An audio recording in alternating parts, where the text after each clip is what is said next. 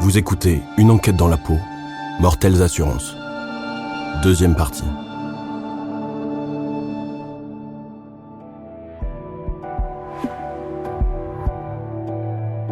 Dans ce dossier, il apparaît énormément de femmes en lien avec Lolmy Djamel, mais les 3 personnes qui nous intéressent sont fragiles moralement et pour certaines en détresse morale. Kathleen était très fragile et il a vu la fragilité qu'elle avait. Brigitte Thépeau, mère de Kathleen. Il a su trouver les mots, il a su la mettre en confiance, il a su la rassurer. Et elle me disait toujours qu'elle voulait rencontrer l'homme de sa vie. Et l'homme de sa vie, ça a été Lolmy. Et je suis sûre et certaine qu'elle lui a livré des choses que personne, même moi, sa maman, ne connaît. Ça, j'en suis persuadée. Parce qu'elle était bien avec lui.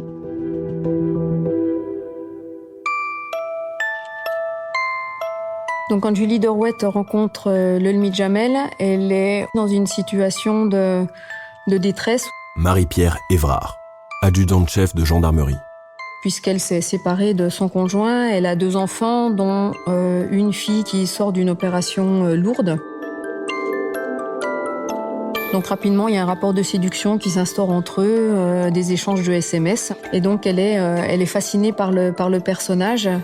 Et elle voit vraiment en lui un père pour ses enfants et le prince charmant qui pourra un peu la sortir de cette situation un peu difficile qu'elle vit depuis un petit moment.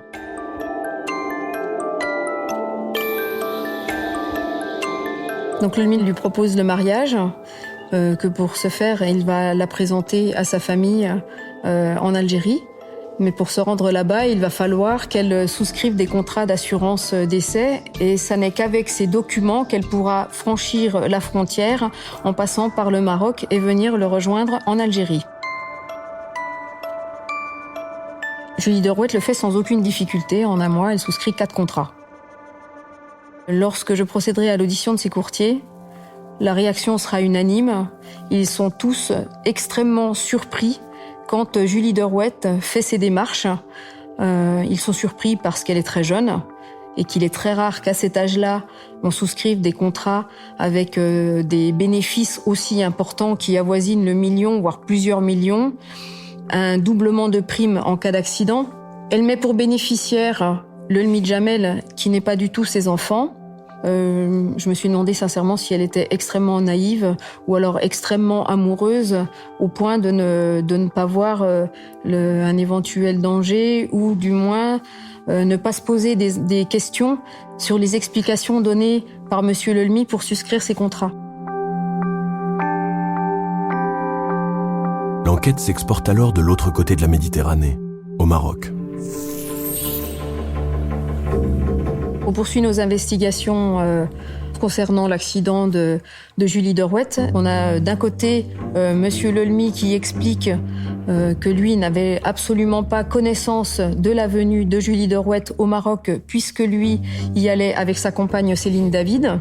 Et de l'autre côté, on a Julie Derouet qui affirme que tout a été orchestré par Lolmy Djamel et qu'elle est venue vraiment à sa demande. Donc on exploite la téléphonie. On retrouve la trace d'un SMS où Julie Derouet lui dit mais tu me parles de Marac, je sais pas quoi, je sais même pas où c'est, comment tu veux que je trouve un hôtel ? Par conséquent, Lolmy Djamel était informé de sa venue. Pour nous, le but, c'est d'aller au Maroc pour aller voir sur place ce qu'il s'est passé et avoir aussi un complément d'audition, puisqu'au même titre que le dossier de Kathleen, Julie Derouet, son accident a été traité comme un accident de la circulation routière avec peut-être une agression. Donc on apprend que Julie Derouet s'est rendue dans un hôtel de Marrakech.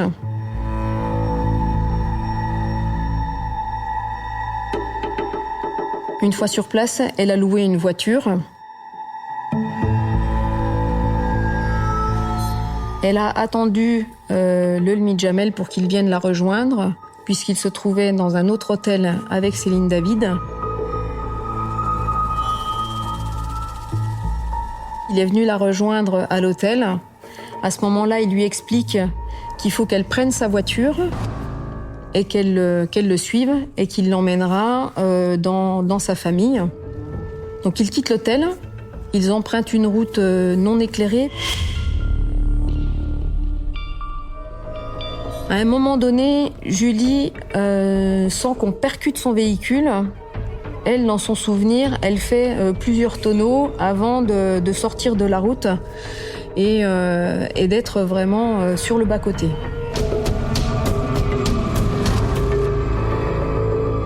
À ce moment-là, elle sent que quelqu'un vient l'agresser. Elle lui porte de violents coups au niveau du rachis cervical. Et elle perdra connaissance et sera laissée pour morte dans le véhicule.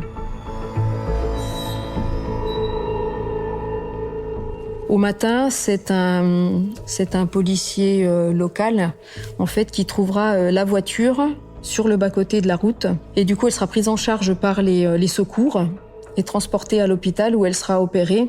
Elle perdra la sensibilité d'une main et d'une jambe pendant plusieurs mois, où elle sera opérée à de multiples reprises avant de retrouver l'usage de ses 4 membres.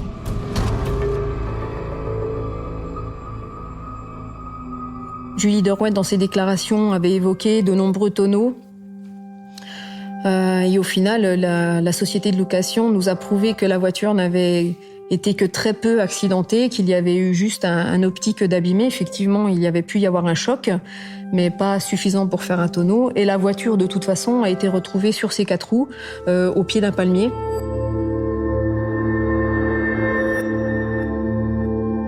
Quand on est à l'étranger, ça n'est pas forcément évident, parce qu'on ne peut pas procéder comme bon nous semble. Il faut aller au rythme des autorités locales. On a eu un sentiment un peu de frustration à certains moments. Et il a fallu en fait ne pas trop non plus aller trop loin dans notre demande, parce que là aussi, vous ne pouvez pas non plus vous créer un incident diplomatique en étant trop insistant. Donc nous devons continuer à avancer dans le dossier. Et à ce moment-là, nous décidons de procéder à l'exhumation du corps de Kathleen. À partir du moment où je prends la direction de l'enquête, il nous est reproché de travailler exclusivement à charge. Donc, je prends la décision de ne pas m'investir trop et de ne pas m'impliquer personnellement vis-à-vis des victimes, ce qui n'est pas du tout une démarche habituelle. Donc ce contact téléphonique, c'est le premier que j'ai avec la maman de Kathleen. J'ai affaire à une maman qui est très forte, qui prend les choses avec beaucoup de recul. Où elle m'explique qu'elle espérait avoir un jour cet appel téléphonique et on lui expliquerait qu'on ouvre le dossier à nouveau de sa fille. Alors c'est vrai que ça a été un moment un peu douloureux parce que c'est dur aussi. Je pense que c'était dur pour elle aussi de m'appeler.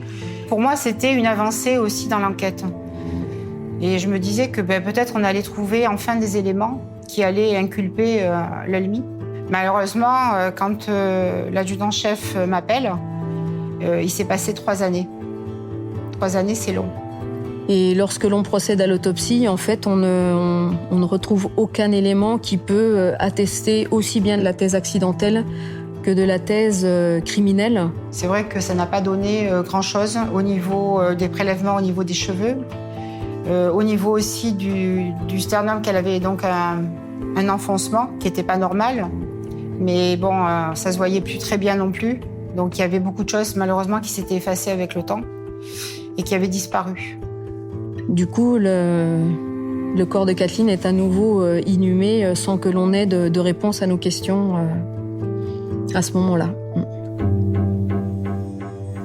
Mais l'arrivée d'une nouvelle magistrate donne un nouveau souffle à l'enquête. À ce moment-là de l'enquête, on a une nouvelle magistrate qui prend en charge le dossier. Et donc, on sent tout de suite que cette magistrate est vraiment intéressée par l'affaire. J'ai le souvenir d'avoir mis vraiment beaucoup de temps à lire ce dossier. Aurélie Poirier, juge d'instruction. Beaucoup plus que tous les autres dossiers en la matière. C'était extrêmement complexe. Il y avait cette sensation que chaque pièce pouvait être importante, chaque phrase, chaque élément. Donc ne pas survoler, même le témoignage qui pouvait paraître le plus anodin, ne rien survoler et vraiment aller dans le détail de tout ce qui avait déjà été fait. Et ça a pris beaucoup de temps à la lecture. Ouais. Elle va faire en sorte de procéder à l'exploitation de tous les scellés que l'on a pu obtenir dans les perquisitions. Les experts vont être désignés et là, on a une nouvelle avancée dans le dossier. Pour moi, il y a un élément qui a été assez déterminant, c'est tout ce qui est expertise médicale sur Kathleen Lelmy. Et ça apparaît aussi pour moi sur la reconstitution. Il y avait eu un moment qui était assez surprenant, c'est-à-dire quand M. Lelmy est sorti du fourgon d'extraction, il était menotté. Et là, à ce moment-là, il a une réaction, il se met à hurler en disant « Non, Kathleen, reviens bébé », et il se met à genoux en sanglotant. Bon, donc du coup, on le fait rentrer dans le camion, on fait venir un médecin. C'est pas qu'il pleure, on va dire qu'il geint. Au début, il se met recroquevillé, il se met à baver. Bon, après, il bave plus. Bon, je sais qu'il y avait des gens autour qui disaient, là, il en fait un petit peu trop. Mais du coup, il n'assiste pas concrètement à la reconstitution. Il n'est pas du tout présent pendant toute la reconstitution. Le but de la reconstitution, c'était aussi de voir si ce qu'il avait décrit, c'était ou non cohérent. On avait pris 2 comédiens pour jouer le rôle de Jamel Lelmy et jouer le rôle de Kathleen. Donc on s'était servi des dossiers médicaux pour avoir des gens qui soient dans les mêmes gabarits. Et on leur a fait prêter serment. Normalement, un figurant qui est juste là pour être pris en photo, on ne lui fait pas prêter serment. Et on s'était rendu compte, et on l'a noté dans le PV de reconstitution, que quand le comédien se mettait sur elle, quand il se relevait, elle prenait une très grande respiration. Et à la fin, on lui a demandé « Mais qu'est-ce que vous avez ressenti ?» C'est pour ça qu'on lui avait fait prêter serment. Et elle a dit « J'ai vraiment eu la sensation d'étouffer totalement. Heureusement qu'il ne s'appuyait pas totalement sur moi, parce que je n'aurais pas pu tenir longtemps. » Et je me souviens de ce moment-là où il y a eu tout autour un silence, vraiment un silence de mort. Et les avocats de la défense ont compris. Ils ont compris pourquoi on avait fait la reconstitution à ce moment-là. Et d'ailleurs, il y en a un qui a dit « Mais il faut qu'on conteste, on ne peut pas laisser dire ça. » Et un autre avocat a dit « On ne peut pas là, on peut rien faire. » Et il y avait après toute la partie avec les témoins qui décrivent vraiment Jamel Lelmy sur sa femme. Lui dit à l'enlacer. En fait, il était en train pour moi, il l'achevait, quoi. En fait, il était en train de l'achever, pas de l'enlacer. Et il y a d'ailleurs un des témoins qui dit à un moment, j'ai dit, je sens plus le pouls. Et c'est surprenant parce qu'il dit à ce moment-là, il lâche son étreinte et il la libère.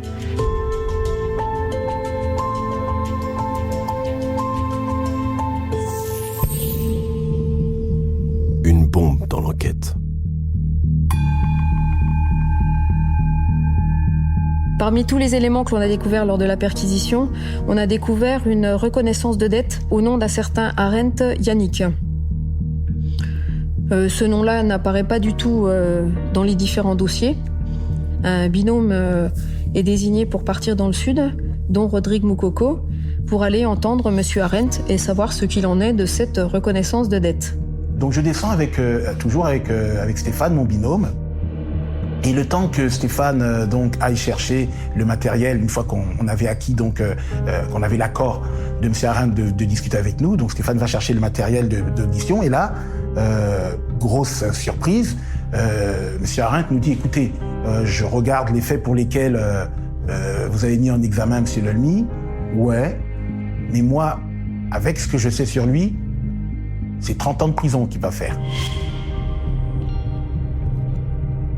Alors il entre en contact avec Jamel Lelmy, je crois que c'est par le biais d'un ami commun, et il a besoin d'argent pour monter une affaire. Et Jamel lui dit écoute, moi j'ai de l'argent à placer, donc éventuellement je peux te financer, et puis ils échelonnent un rythme de remboursement. Donc ça fait évidemment les affaires de M. Arendt, qui nous dit assez rapidement ne pas être en mesure de le rembourser.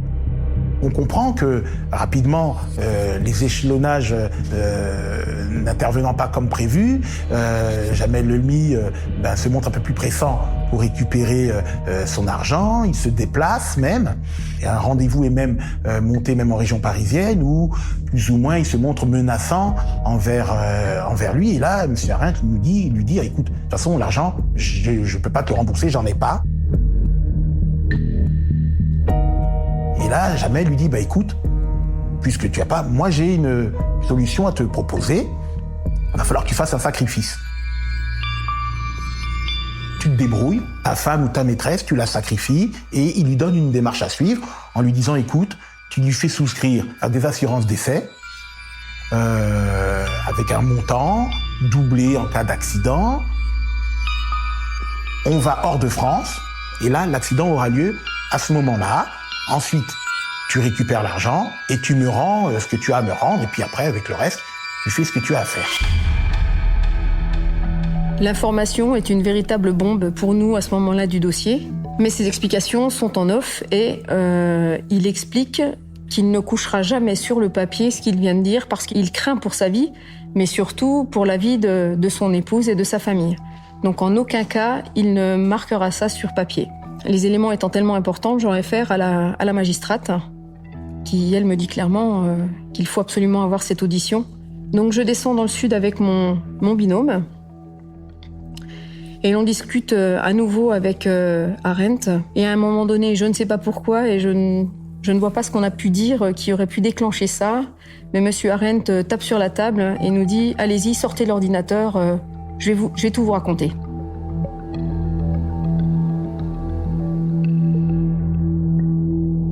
Ce témoignage fait basculer l'enquête et permet aux gendarmes de clore le dossier. Donc là, on arrive en 2013, on arrive à la fin de l'enquête. Donc avec la magistrate, il est décidé de procéder à la clôture et je dois rédiger le PV de synthèse de ce dossier impressionnant et très complexe. Le mobile de l'enquête, c'est quand même l'argent. Donc forcément, il y a eu un gros travail de fait sur le volet financier de Lelmi Jamel. Et lorsqu'on étudie son patrimoine et son train de vie, on s'aperçoit qu'il a eu un vrai train de vie à partir du décès de Kathleen Vasseur. Les ressources financières n'étant pas inépuisables, on s'aperçoit en fin d'année 2009 qu'il commence à manquer de liquidités et on arrive justement au moment où Julie Derouet souscrit des contrats d'assurance décès. Donc il y a une chronologie et une logique dans la dépense de l'argent et l'apparition de Julie Derouet avec la souscription des contrats. En fait, c'est un dossier un peu poupée russe, c'est-à-dire il y a plein d'enquêtes dans l'enquête. Il n'y a pas un fait, il y en a plusieurs. Il y a les deux faits dont on est saisi, les faits qui concernent Kathleen Lelmi et Julie Derouet, mais il y a aussi d'autres faits qui finalement doivent être investigués à part. C'est-à-dire que même si strictement les faits concernant Yannick Arendt et Karine Thiébaut ne sont pas des infractions pénales, il faut les traiter comme un dossier à part pour comprendre, puisque ça fait partie intégrante de tout ce dossier. Et la difficulté, c'est de rendre tout cela compréhensible et intelligible pour les autres personnes, puisqu'on ne travaille pas pour nous, on travaille pour les autres qui vont juste lire ce dossier, et il faut qu'ils le comprennent. Pour autant, il y a je pense qu'on peut parler d'une frustration parce qu'on n'a pas été à même de déterminer si oui ou non il y avait l'existence d'un complice ou d'un coauteur. On n'a pas de témoin direct des accidents. Il n'y a pas de preuves matérielles concrètes. Donc ce sont tous des éléments qui, quelque part, peuvent jeter le discrédit sur le dossier.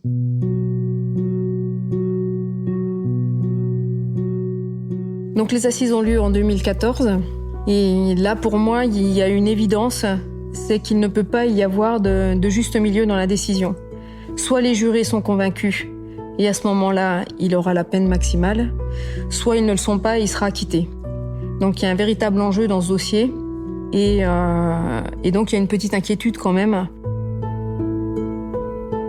Par conséquent, je fais le choix d'être aidée et de m'entraîner avec le Centre national de la police judiciaire à Rosny. Le CNFPJ va procéder à une simulation d'assises et ils vont préparer les assises et me mettre à mal sur des points de détail pour que je puisse me préparer au mieux aux questions qui pourraient m'être posées. C'était d'ailleurs la première fois où je demandais leur regard de professionnel. Et le but pour moi, c'est d'être préparé au mieux, peut-être pas forcément aux questions, mais d'avoir un discours qui soit suffisamment clair pour convaincre les jurés et qu'ils puissent me comprendre.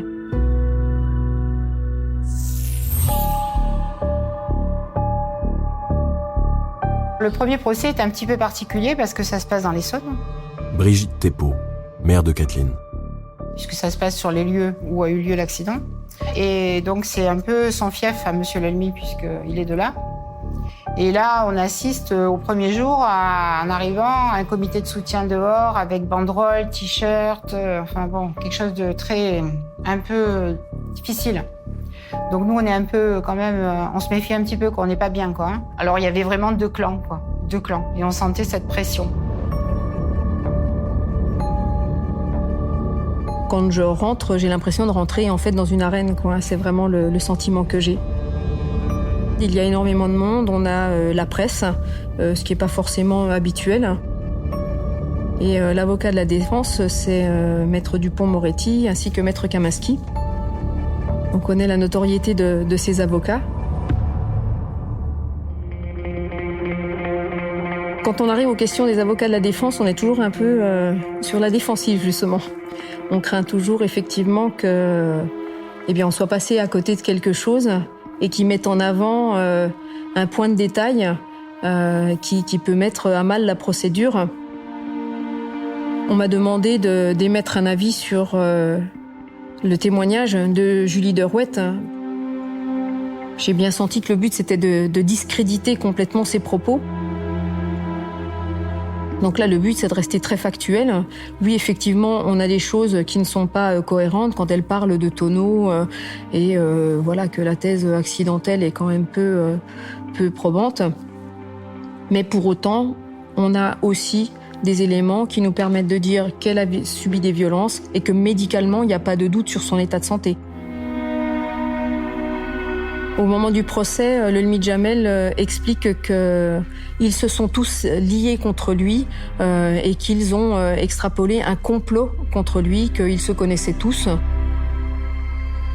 Et pour autant, à un moment donné des assises, l'opinion bascule.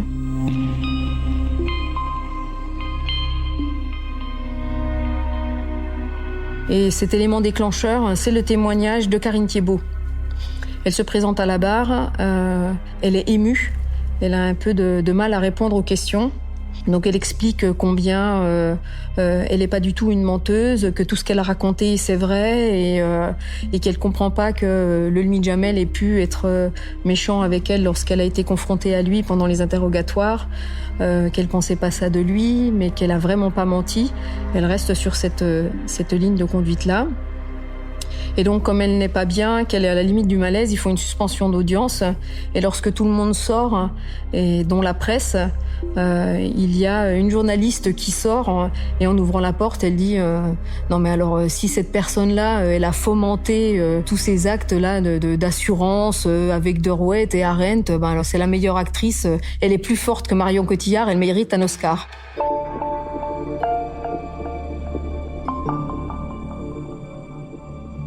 Alors le verdict tombe au bout d'un mois de procès et il est reconnu coupable des chefs d'accusation d'assassinat, tentative d'assassinat, escroquerie, tentative d'escroquerie, 30 ans de peine d'emprisonnement, sans peine de sûreté.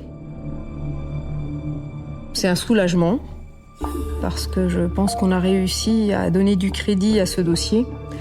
Et ma première pensée, elle est pour Madame Thépeau. J'étais folle de joie. Enfin, on reconnaissait, quoi. Tout ce que j'avais... On reconnaissait sa culpabilité. Surtout qu'il a été accusé tous à 100%, quoi, je veux dire. Et je me dis, voilà, maintenant, c'est bon. On n'oublie pas, en fait, cette enquête. En plus de ça, elle est atypique pour le nombre de victimes, le personnage, la nature des faits.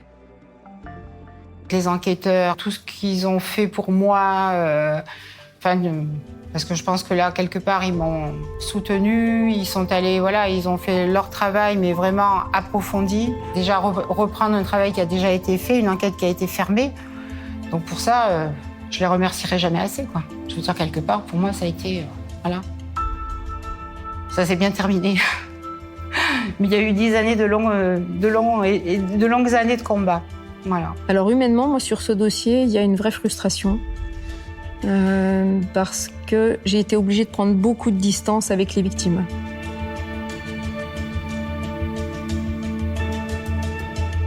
Ce reportage, ça m'aura au moins permis de rencontrer la maman de Kathleen, même 9 ans après. Enfin, oui, ça m'a vraiment fait plaisir.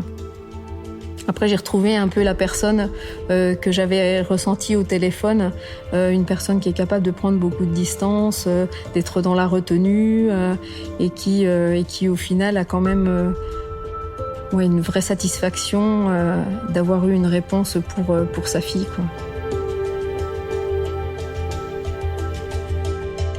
En 2016, lors d'un second procès en appel, Jamel Lelmi est à nouveau condamné à 30 ans de réclusion, mais cette fois-ci avec une peine de sûreté de 18 ans. En 2017, son pourvoi en cassation est rejeté. Il lance par ailleurs une procédure judiciaire à l'encontre de Marie-Pierre Évrard et des enquêteurs pour avoir obtenu des déclarations mensongères de la part des témoins sous la pression et pour avoir mené une enquête à charge. Le dossier est classé sans suite, fin 2018.